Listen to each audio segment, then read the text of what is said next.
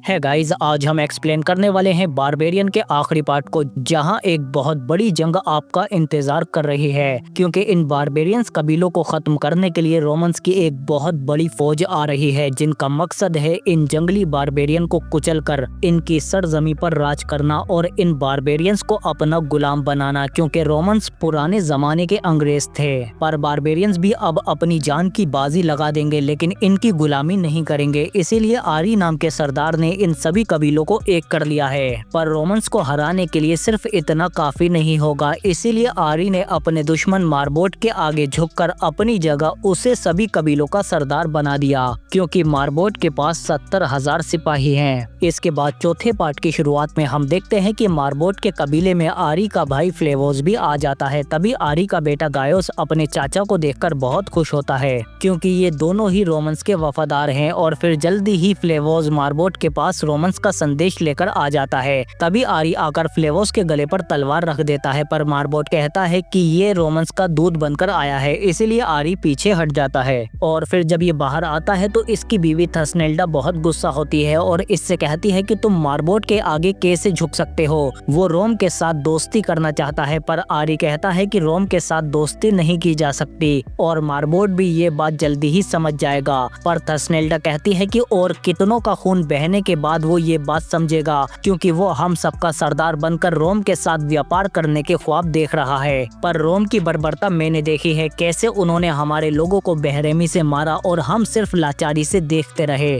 जिस पर आरी कहता है कि अगर रोम ने हम पर इस बार फिर से कब्जा कर लिया तो वो इस बार हमें सिर्फ गुलाम नहीं बनाएंगे, बल्कि हमारी हालत कीड़े मकोड़ों से भी बदतर कर देंगे। इसीलिए मैंने अपने दुश्मन मारबोट से हाथ मिलाया है, ताकि सब एकजुट होकर असली दुश्मन का मुकाबला कर सकें। पर थसनेल्डा कहती है कि मुझे भी तुमने धोखा दिया है। तुमने मुझसे ये बात छिपाई कि रोम में तुम्हारी एक बीवी थी और अब उसका एक बेटा भी है, जिसे अब तुम अपने साथ लेकर आ चुके हो। और फिर रात को हम देखते हैं कि मारबोट जब फ्लेवोस के पास आता है तो ये बहुत परेशान होता है, पर फ्लेवोस इससे अपनी आशिकी की बातें करने लगता है कि मेरे साथ रोम चलो, हम वहाँ पर अपनी नई दुनिया बसाएंगे। मैं इन सुअर जैसे जानवर बारबेरियन के साथ नहीं रह सकता, क्योंकि पिछले पार्ट में हमने देखा कि इन दोनों के बीच में आशिकी चल रही है और ये दोनों ही मीठे के शौकीन हैं। पर अब हालात बदल चुके हैं। मारबोट इसे अपने आदमियों से कैद करवा देता है और इससे कहता है कि ये देखो रोमन्स की सच्चाई, टाइबेरियस ने तुम्हारे हाथों जो संदेश भेजा है उसमें लिखा है कि अगर मुझे रोम के साथ दोस्ती और व्यापार करना है तो उसके लिए मुझे पहले तुम्हारा सर काटकर उन्हें भेजना होगा,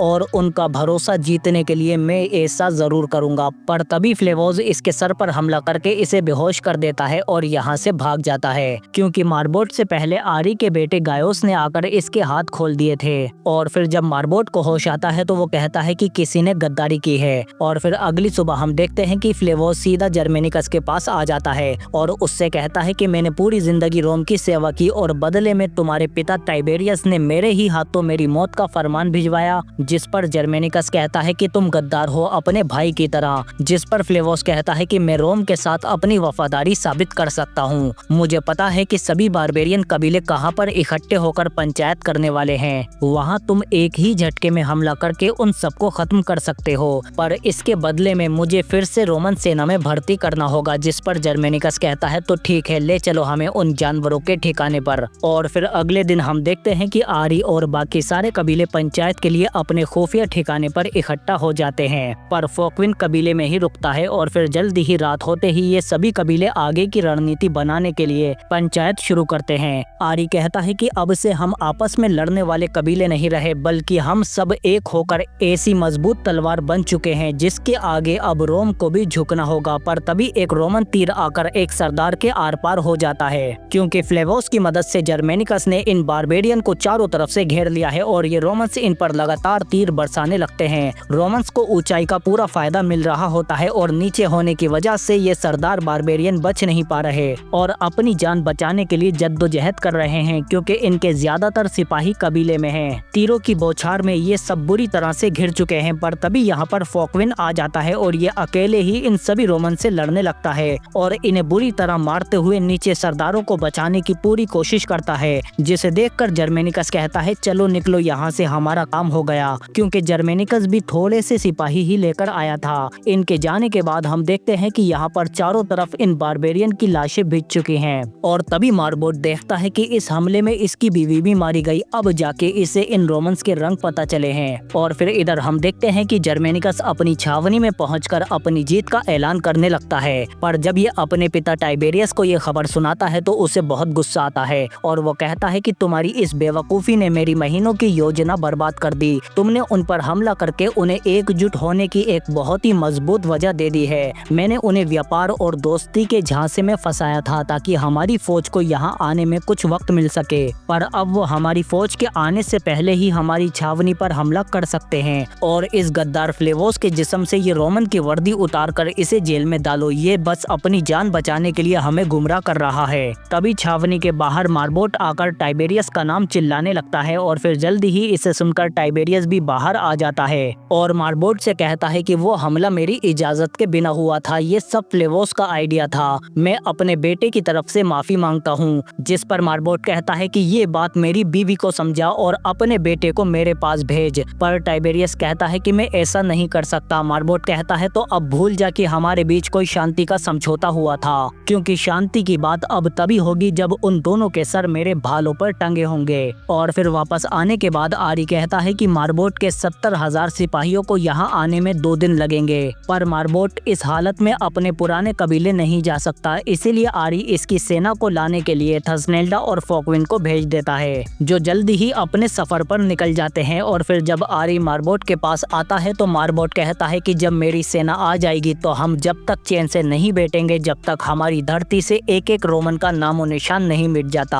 आरी कहता है कि मैंने उन्हें लाने के लिए थसनेल्डा और फोकविन को भेज दिया है। इसके बाद आरी अपने साथी के साथ रोमन छावनी का जायजा लेने के लिए आ जाता है और कहता है कि छावनी से पहले खुला मैदान है। रोमन हमें वहां तक पहुंचने से पहले ही तीरों से छलनी कर देंगे, इसीलिए हमें छिपकर पहले अंदर जाना होगा और चुपचाप छावनी का दरवाजा खोलना होगा।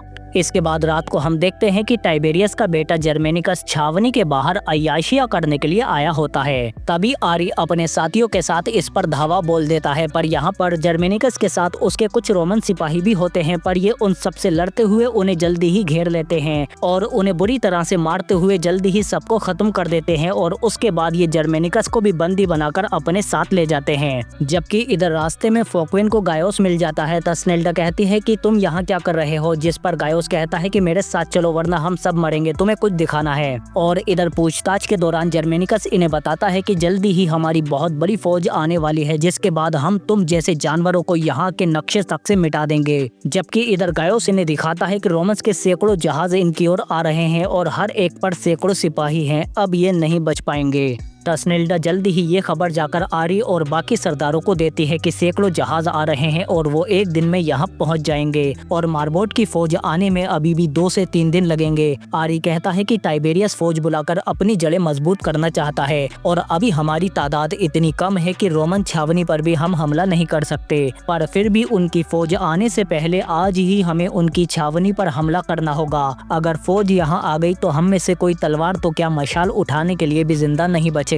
मार्बोट कहता है तो पहले रोमन की छावनी ही खत्म कर देते हैं, जिससे टाइबेरियस यहाँ से भागने पर मजबूर हो जाएगा। और इसीलिए ये सब बिना देर करे अपनी पूरी तैयारियां करने के बाद रोमन की छावनी पर हमला करने के लिए आ जाते हैं। पर रोमन की छावनी चारों तरफ से बंद है, इसीलिए इन्होंने रोमन की छावनी के पीछे की तरफ अपनी औरतों और बच्चों को भेज दिया है, जो अपने चारों तरफ धुआं फैलाकर खुद को छिपा लेती हैं और युद्ध के नगाड़े बजाने लगती हैं, जिससे रोमन को लगता है कि बारबेरियन पीछे से हमला करने वाले हैं। इसीलिए ये सब पीछे जाने लगते हैं, जबकि बारबेरियन की फौज सामने छिपी हुई है और पीछे रोमन्स को धुएं के अलावा कुछ नहीं दिख रहा। और नगाड़ों की आवाज के बीच ये औरतें जर्मेनिकस को गधे पर बांधकर इन रोमन्स के पास भेज देती हैं, जिसमें टाइबेरियस बिजी हो जाता है और सामने की तरफ से बारबेरियन छिपकर रोमन की छावनी के करीब आने लगते हैं और ये जल्दी ही उनके करीब जाकर अंदर जाने की कोशिश करते हैं, क्योंकि अब ये छावनी के बिल्कुल करीब आ चुके हैं। और इधर जर्मेनिकस अंदर आते ही कहता है कि ये एक जाल है, वो पीछे से नहीं सामने से आ रहे हैं। तभी बारबेरियन सामने से छावनी पर हमला कर देते हैं और फिर सभी बारबेरियन हमले के लिए इन पर टूट पड़ते हैं। ये सभी कबीले मिलकर अब एक पूरी फौज बन चुके हैं, पर अंदर घुसे हुए बारबेरियन को इनके लिए दरवाजा खोलना होगा। पर रोमन्स भी अब इनकी ओर आ रहे हैं और अंदर इन थोड़े से बारबेरियंस को इन रोमन्स से लड़ते हुए दरवाजा खोलना है ताकि फौज अंदर आ सके। और आखिरकार रोमन्स के आने से पहले ही ये दरवाजा खोलने में कामयाब हो जाते हैं, जिससे बारबेरियन की पूरी फौज अंदर आ जाती है। और अब ये इन रोमन्स पर भूखे भेड़ियों सिपाहियों की तरह टूट पड़ते हैं, क्योंकि आज इन बारबेरियंस के लिए लड़ो या मरो वाली स्थिति है। पर रोमन की छावनी में इन रोमन्स की तादाद इनसे ज्यादा है, पर बारबेरियंस भी कम नहीं है, क्योंकि एक एक बारबेरियन 3-3 रोमन सिपाहियों पर भारी पड़ता है। और इधर मौका मिलते ही फ्लेवोस भी इन रोमन्स की कैद से बाहर निकल आता है, जबकि इधर मार्बोट टाइबेरियस को मारने के लिए उसे ढूंढ रहा होता है। और जब ये उसके खेमे में आता है तो इसे उसकी जगह रोमन सिपाही मिलते हैं जो इसे मारने की कोशिश करते हैं, पर मार्बोट भी कम नहीं है।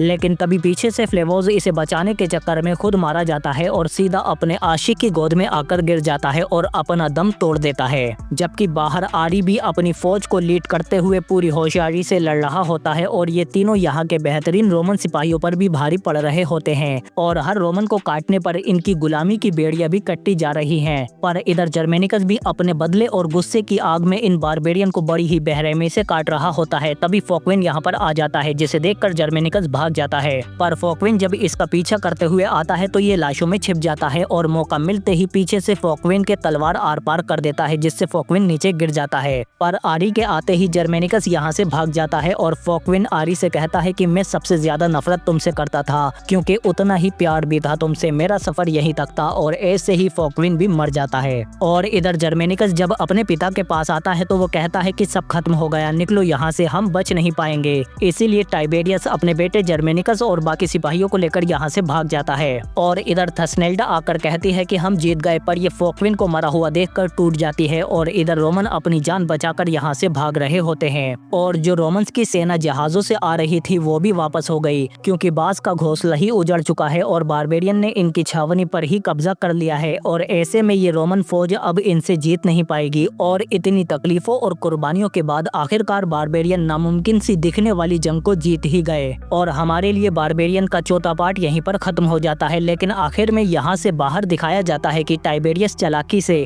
थसनेल्डा को फंसा लेता है और इसके माँ बाप का सर काटकर वो इसके बेटे और इससे बंदी बनाकर यहाँ से ले जाता है। पर नेटफ्लिक्स ने इससे आगे के पार्ट कैंसिल कर दिए हैं, तो इससे आगे अब कोई पार्ट नहीं आएगा। पर हमारी इससे भी अच्छी और वीडियो आती रहेंगी, इसीलिए इस वीडियो को लाइक के साथ साथ हाइप भी करो और कमेंट करके सपोर्ट भी करो हमें। हम मिलते हैं आपसे अगली वीडियो में, जब तक सब्सक्राइब।